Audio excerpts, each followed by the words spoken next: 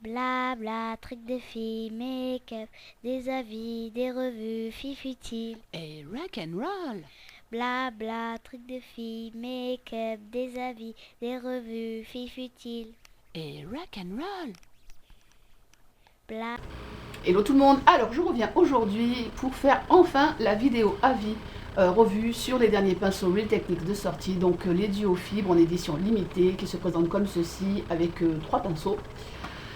Donc je les ai reçus la semaine dernière et j'ai pas pu faire la vidéo avant, donc les voici, donc là ce sont les miens.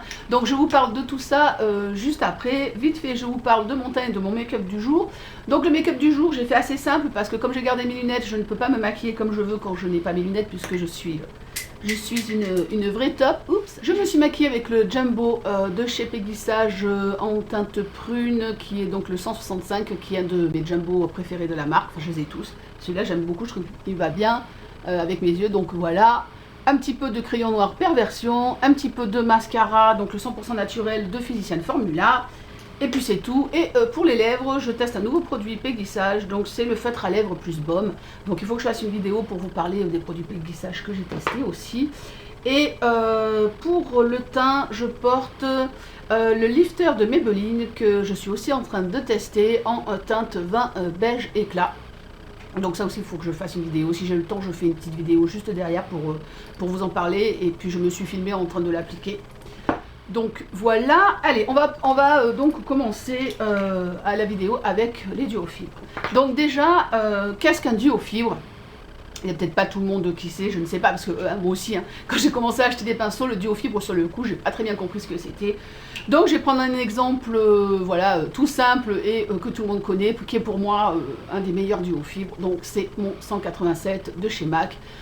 Que j'ai quand même depuis un petit moment maintenant et qui n'a pas bougé, voilà, qui est vraiment d'une super qualité. Donc un duo fibre se présente comme ceci, généralement, voilà, c'est la forme classique. Il est, hop là, ah, je sais pas ce que fait ma vidéo, je sais pas, j'ai vu comme un éclair de lumière. Est-ce que c'est des extraterrestres qui nous envahissent? Ouh. Je sais pas, ça m'a fait bizarre la lumière. Bon, j'espère que ma vidéo ça ira, hein, j'ai pas envie de la refaire 15 fois. Le cœur du duo fibre, vous voyez, est comme ceci, c'est-à-dire il est entouré de poils naturels et vous avez du poil synthétique comme ceci. Et donc voilà, ça fait un pinceau très aéré, mais en même temps très efficace pour poser de la poudre libre ou de la poudre compacte. Moi j'utilise les deux avec, ou des poudres ultra fines comme la Prep M Prime de MAC par exemple. Donc voilà, moi je pose avec ça, je trouve très bien. Pour le blush aussi, pour diffuser un blush, il est vraiment très très bien. Voilà, et après je sais pas s'il y a peut-être des personnes qui portent des textures crème avec. Moi je ne m'y aventurerai pas parce que voilà, je sais pas, je trouve que le stippling brush de RT est mieux pour poser des textures crème. Donc là je l'ai plus, c'est un pinceau que j'avais mais je l'ai pas gardé, comme j'en ai beaucoup, je l'ai revendu. Donc je vous mets une petite photo. Donc voilà, la différence c'est que le stippling, donc il est plus court, plus dense. Et la grosse différence c'est qu'il est complètement en fait en taclon. Donc c'est pas vrai, c'est pas un vrai duo fibre, c'est un vrai faux duo fibre si vous voulez, mais qui fait très bien son travail, c'est-à-dire pour les textures crème, le stippling est vraiment un très bon pinceau. Je sais qu'il y a même des personnes qui appliquent le fond de teint aussi avec. Donc voilà, et la différence avec, pour revenir, j'ai pas parlé dans l'ordre. Pour revenir à la différence avec le pinceau comme ça de MAC qui est un vrai duo fibre, donc c'est qu'il est à moitié poil naturel, à moitié donc fibre synthétique, et ce qui fait voilà tout l'avantage de ce pinceau pour l'utilisation à laquelle il est voué, quoi. Comme je vous ai dit, voilà, pour diffuser et tout, c'est vraiment un très bon pinceau. Donc on va passer au RT. Donc, je vais prendre le premier qu'ils appellent le Fast Brush. Donc déjà vous voyez que là on peut pas, voilà, à part la couleur, hein, ils ont la même couleur, on peut pas trop faire, voilà, ça se ressemble pas du tout. Par contre si vous le mettez comme ceci, ils ont la même densité en fait. C'est vrai que celui-là est plus plat parce qu'il est moins, ils l'ont fait moins, ils l'ont pas fait rond, donc ils lui ont donné une forme un peu différente. Mais si vous le regardez comme ça, il n'est pas plus fourni que le duo fibre de chez MAC. Donc déjà une chose. Bon, après la grosse différence, comme je vous ai dit, c'est que les deux poils sont, entre guillemets poils, sont du taclon. Autre chose, c'est qu'il n'a pas la même qualité que le stippling brush.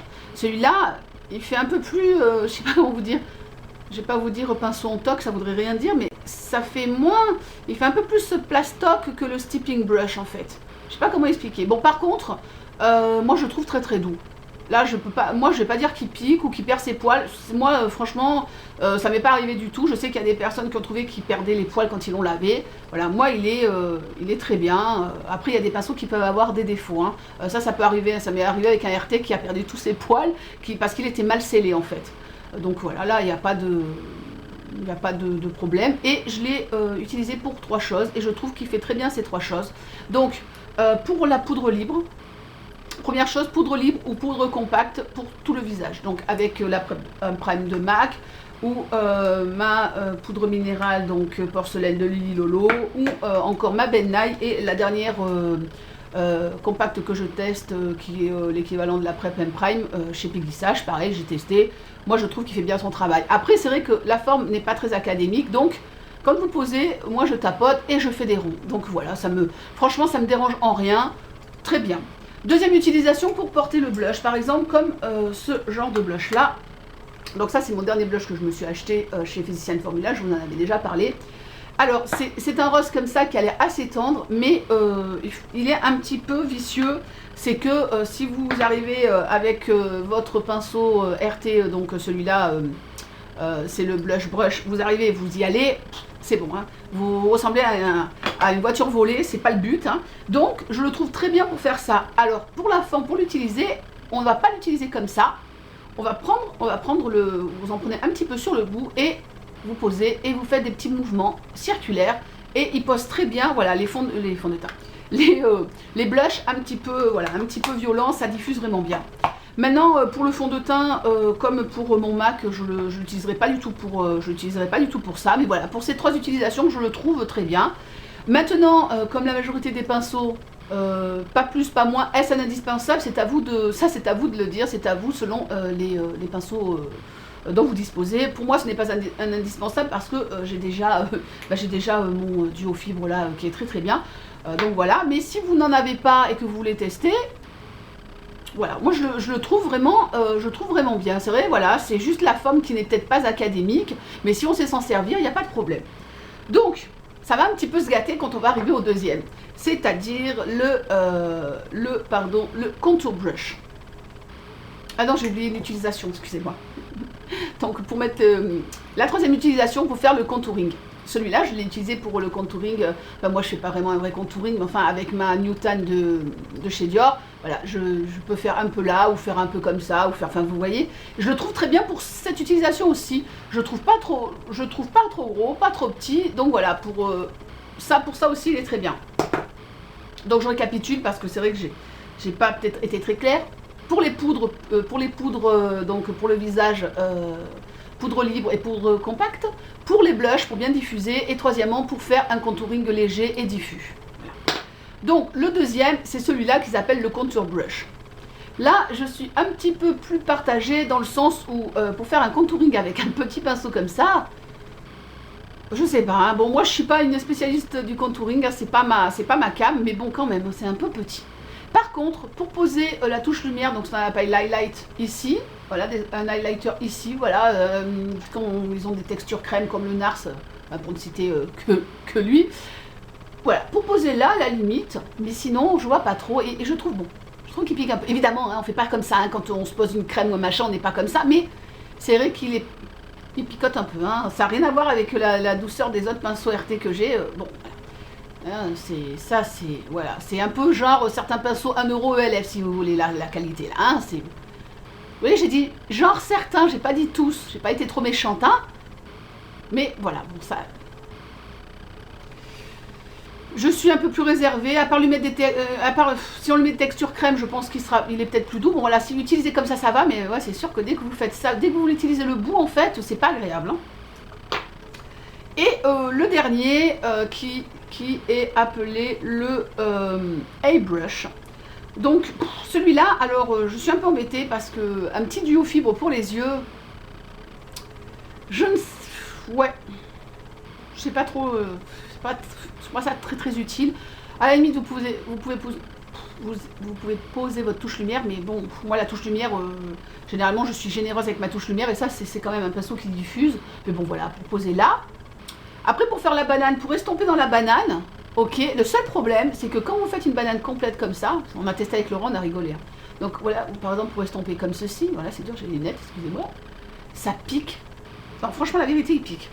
Pourtant quand je le fais sur la main il pique pas, mais les yeux et la main c'est pas la même chose. Hein. Donc là ça va. J'ai un poil fou là, je sais pas si on va le voir.